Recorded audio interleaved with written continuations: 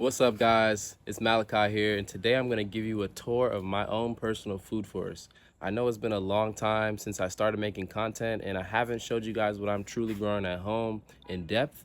And so I'm going to just show you guys a quick tour of one half of my food forest in this part, and then the second part, I'll show you the second half. All right, let's go. Okay, so as you can see, as we enter the food forest, this is the first half that I'm gonna show you guys. This is the side yard, and we got some pretty cool things growing in here. As you see behind me, this is actually a tree fern, and it's very interesting because this plant collects its water on this part of the trunk. This is actually the root. As you can see, the little fibers. It's a very interesting plant, one of my favorites. A lot of ornamentals in this area. And for the ornamentals, you got lady palms. There's some big ones right there. Down here, we got a tractor seat plant, which is pretty cool. Lots of ferns, lots of splashes of color.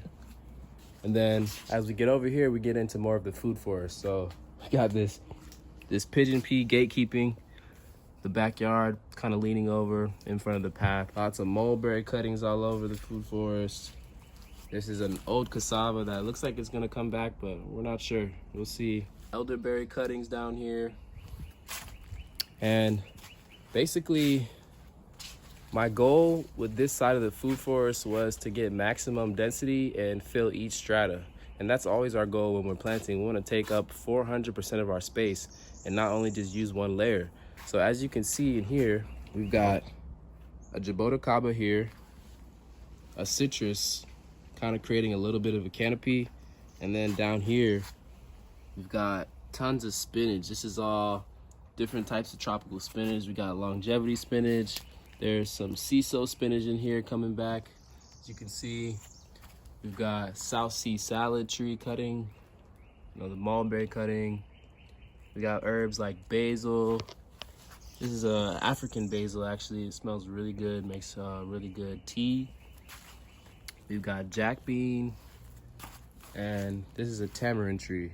Tamarind tree gets really big, but not if you prune it and not if it's growing in some shade. When they get full sun, they go crazy fast, but when they get a little bit of shade, you can kind of control their growth pace. Interestingly, in the back, you see that tree right there is an avocado tree. And this avocado tree was actually in the same pot as this citrus seedling. And so I didn't want to disturb any of them, so I kind of just left them there and let them do their thing. I don't know if you guys are familiar with the jaboticaba, but this is actually a Brazilian tree grape. And it's interesting because this plant makes its fruit on the trunk. So when this plant is ready to fruit, we'll start to notice little flowers popping up on the actual trunk of this tree. And it's pretty interesting because most trees make their fruit on the branches or on the terminal ends of the branches, and this one makes it on the trunk. Coming over this way, we got a peach tree, and my mom kind of jerry-rigged it to protect it from the squirrels. We have a squirrel named Leroy, and Leroy is a pest. He's our friend, but he's also a pest because every year Leroy comes through here and tries to eat all of our peaches. And so what we did was we kind of created this jerry-rigged net system so that he can't really climb up on the peaches. As you can see, there's a bunch of peaches in there. We're gonna have a good peach season. But we got all this stuff on the tree to protect it from Leroy. He's pretty much a menace when it comes to digging holes in the ground, eating the peaches and whatnot. And you can also see behind me this wind chime.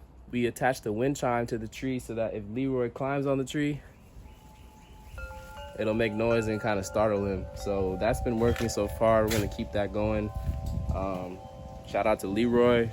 I love having you here, Leroy, but I don't love you eating my peaches, bro. So carrying on this way, there's lots of density in here. This is a Jatropha ornamental. We've got purple Napier grass for chop and drop.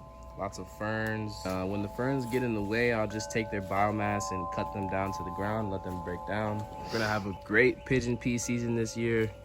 The pigeon peas are all scattered throughout the food forest. These ones on this side seem to be growing a bit taller because they get some shade, but they're still fruiting, which is awesome. Back here in the back, we got a hibiscus. just starting to push out some new growth for the spring season, which is this plant right here is a blue porterweed, just an ornamental pollinator attractor. Beautiful plant. More pigeon pea. As you can see, the bees love the pigeon pea flowers. They're always pollinating them, helping them create more peas, and also getting the nectar out of them to go feed their hive, which is this right here. This plant is a mulberry tree, and it's actually a Tice mulberry tree. And I don't know if you guys can tell how big these leaves are, but if you compare my head size to this leaf is bigger than my face, which is pretty insane for a mulberry leaf. Mulberry leaves are super medicinal. A lot of people don't really know that much about mulberry leaves, so they kind of just treat them like they're not as important, but mulberry leaves are extremely medicinal and valuable. And so I would definitely recommend everyone having a mulberry tree in their yard. Can't forget this guy. Up here, this is a bottlebrush tree, and this bottlebrush tree is a major pollinator attractor.